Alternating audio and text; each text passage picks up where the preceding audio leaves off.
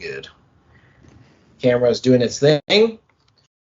And we are back. Welcome, ladies and gentlemen, back here at the Adventures Guides of the Galaxy. We're here again with Daryl Guberman, CEO of Guberman PMC LLC. We have here today a very interesting story. Now, Chris Rock just released a Netflix special going against cancel culture. I highly suggest anybody watch it if you're interested. I heard it was very good. It's in very good parts. In a part of the special, he said that back in the 50s, his mother had to go to a veterinarian to get dental work done, right? Because she couldn't go to anywhere else. She had no choice. She had to go to the veterinarian. And Daryl Guberman here was telling us that Albert Bourla, a.k.a. Dracula, CEO of Pfizer, is also a veterinarian. Kind of like how Bill Gates is not a doctor, but he's doing all the laws and stuff. So we were going to make a little short video telling you how, just like back in the day, how Chris Rock's mom had to go to the veterinarian and didn't have a choice. Today, this veterinarian came to a bunch of people and made you not have a choice. And a lot of people are ruined because of this. You know, Brian, it didn't make a difference. African American, Hispanic, Polish, Russian, Italian, Jewish, whatever. It didn't make a difference with this guy. So the things that, and it's terrible to compare this, but we will get into it a little bit more in this video.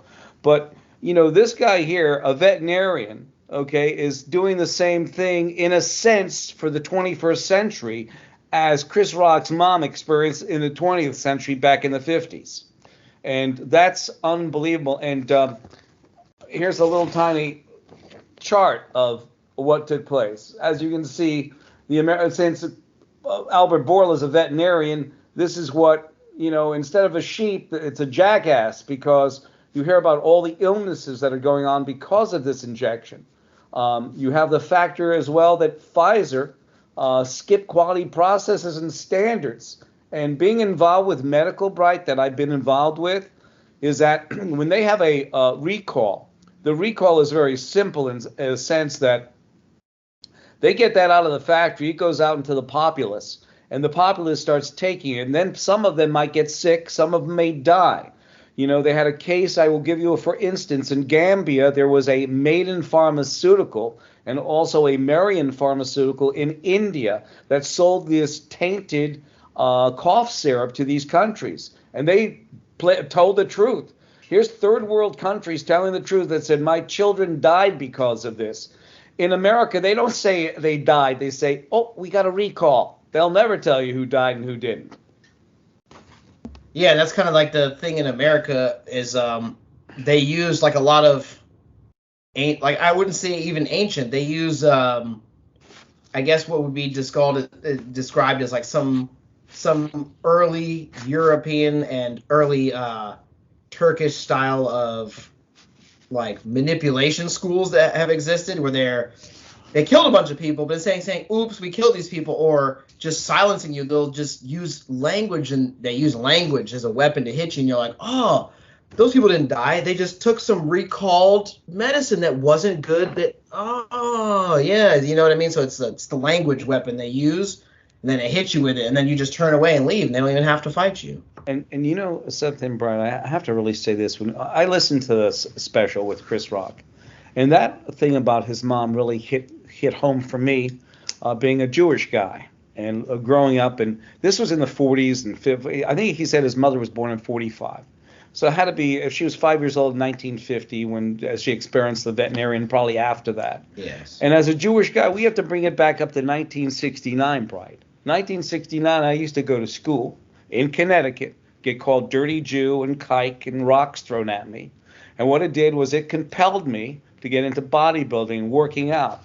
And this is from the Mr. Connecticut. And by the way, unlike people who are out there who say they're self-made men, i.e. Arnold, I did this without steroids, and I'm proud of that. And when Chris Rock said that about his mom going to a veterinarian, well, Chris, this whole racial thing has never stopped. We compelled and we went further, and we went into the Mr. Here it is, a little bit less glossy. We went into the Mr. America, no drugs, no steroids, no growth hormone. We did it because every time we work out, even to this day at 60 years old, I think about those kids calling me dirty Jew going to school. But I will say this as well. Chris Rock really hit home when you have a guy like this who's a veterinarian, he does not see color, he does not see race, he does not see national origin. All he sees is profit. That's all he sees. He doesn't see it. I cannot compare him totally to that experience that Chris Rock's mother had, but we can compare him to similarities because he too is a veterinarian, and he too has brought forth this.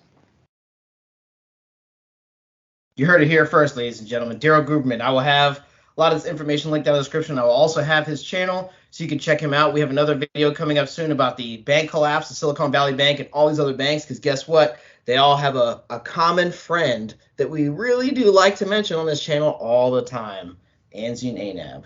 They're like hanging out. It's the far end of the circle jerk. We always say, who's that over there? Like, yep, that's them, linked up shoulder to shoulder. Right. And let me just preface this again. We're not saying this in a competition to Chris Rock and what his mother experienced, but this is a similar item for the 21st century type of, I would say it's not racism, it's more like stay in your placeism. Yes. Yeah. Thank you very much. Appreciate that. Song. By the way, 203-556-1493 or Daryl, TQRS@yahoo.com. Thanks a lot, Bright. Excellent. Thank you. Like, share, and subscribe. See you next time.